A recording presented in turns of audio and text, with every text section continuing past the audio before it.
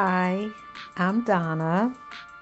You know me here on my channel as Donna's Things. I'm happy to be here with you today. Now, I will let you know this video is 20 minutes long. Um, you're just watching and I'm talking, so hopefully you have some time to listen. I just want to share a little bit on today. So I've been sewing for over 40 years. I am somewhat self-taught. The women in my family sew. Everybody knows how to sew, but not all of us took on such a passion for it. I remember just sewing with my aunt when we used to visit her in the summertime. She sewed so much. She did a lot of mail orders, but she sewed so much that she even sat and made patent leather shoes for the doll babies. I was so in awe when I used to watch her, and so I just continued trying to do it, teaching myself, and then when I was around family members, just watching them do what they do. I could still hear my mom telling me, you have to iron those seams, or don't forget, cut those notches, measure that fabric, Donna, before you cut it. And then she'd be like, and cut that in a straight line. And I hear it because I was such a fast, want to hurry up and get it done sewer. I didn't think anything about ironing. I didn't think anything about cutting those notches, getting them in the right place. I cutting straight lines. I figure I'll just straighten it up when I trim my garment. I used to do all of that, and I so wish that she could see my work today. I've been sewing for a long time, but I've taken lots of breaks in between. I've always sewn for myself. I used to sew for other people, but now I'm back to sewing just for myself. So I'll sew in spurts. Sometimes I would sew for months at a time, and then easily a year or more could go by. My mom's been gone for 5 years, and I just picked up sewing again about 3 years ago, at least in the quantity of how much I sew, but even in the quality. If she could see my work today, if she could see those seams pressed, if she could see those seams serged, if she could see the straight lines that I cut, oh my God, she would love it, and it would be such a joy to her because, she's part of the reason, a big part of the reason that I know how to do what I do. I'm in 2 rooms in my house today. I'm in the family room, and I have my things stretched out on my husband's pool table. This time I have a cutting mat so I won't cut his table as I did before. But I'm also upstairs in my sewing room. And that's because I wanted to watch the movie Entrapment with Sean Connery. I wasn't able to get it. I thought I was going to be able to get it. So I was going to watch the movie down in the pool room where I could cut and pin and all of that. And during commercials, I would go upstairs and sew the garment. And so couldn't watch that movie, but I had some other things on TV. Chicago Fire, I think, is what I'm watching and was watching. And I'm just working out, doing my thing. And so as you can see in the beginning of this video, I normally get started. I have my pattern. I make sure I have all my notions, all my tools that I need. And I'm normally on my cutting board up in my sewing room. However, I lay out the pattern pieces. I first lay out the whole sheet or those 2 or 3 sheets, and then I pull out my guide sheet to see what pattern pieces I'm going to need. After I do that, I get it all laid out. I cut out the pieces that I need, and I neatly fold up the remaining pieces. I don't always trim those to size, but I will fold it back up real neat, put those away as I get ready to work on my actual pattern pieces. Straighten my fabric out real nice, and go ahead, pin my pieces down, normally according to the way the guide sheet has them laid out, but not all the time. Pin them down and cut. I'm still a girl who likes scissors, and I still like to use pins. I do have various types of scissors. I do have and know how to use the rotary cutter. I just like to use scissors. In this video, I'm following the instructions pretty much step by step, but I'll be honest with you, most of the time I just wing it. I might have to look at the guide for different things, especially if I'm doing something I've never done before. But for the most part, I just wing it. You know, when you're a teenager and you're making clothes in the morning for you to be able to wear to school, who thinks about pressing anything? Who thinks about, doing everything just right? But of course, my sewing is different. I still will get up to make something to wear that day, or I'll make something the day before, such as what I'm doing now, so that I could wear it the next day. But of course, I now sew in a much more efficient and proficient way. I use my favorite scissors that I use are my Gingers. They fit pretty comfortably, in my hand. Of course, with a profession like this, we do have to consider any damage to our wrists, or, mostly our wrists, but to our wrists or to our fingers. So I did buy like a hand brace so that I could kind of have something on my wrist, because those scissors and cutting take a toll on you.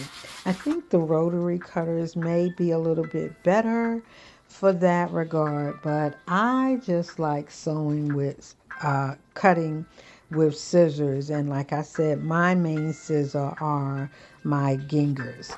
I also have a really nice rotary cutter. I have several brands, but my main rotary cutter is a Martelli.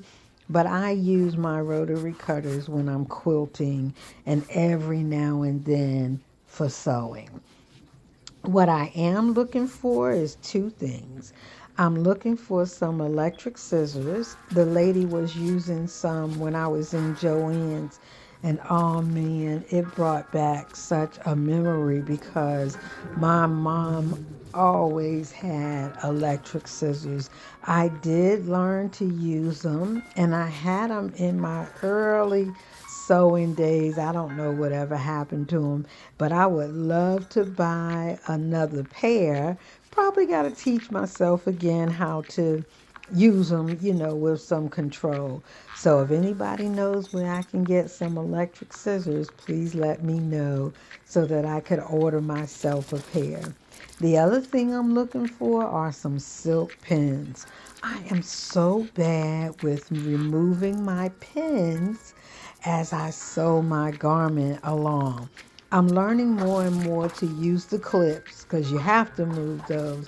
But because I still like using pins, if I get some silk pins, then if I do sew over them, it's less risk of me breaking a needle and of course damaging my machine. I sew on a Juki. It's a Juki HZL F600.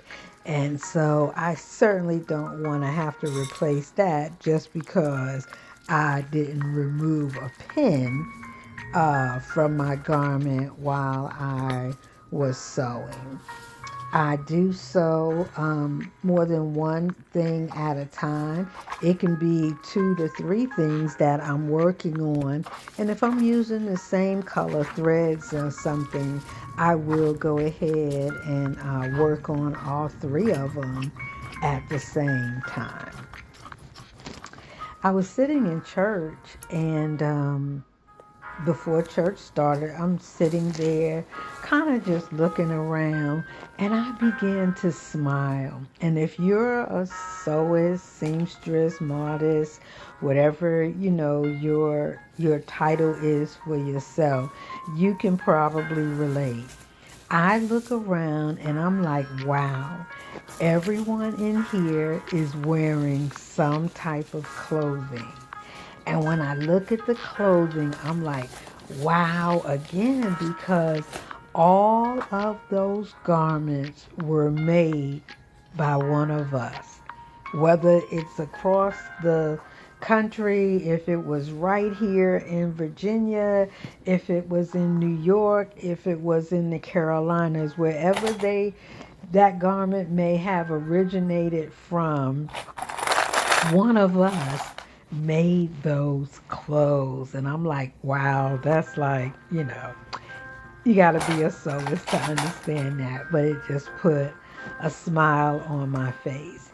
And I know many of these garments were made on an assembly line, especially when they're over in, China, Korea, wherever these garments may be being made. But when you have that handmade garment that was made just for you, wow, that's really, really special. So I'll sit and watch TV. I love doing handwork, so I will wait until I have 3 or 4 things, and then I will get myself a cup of tea.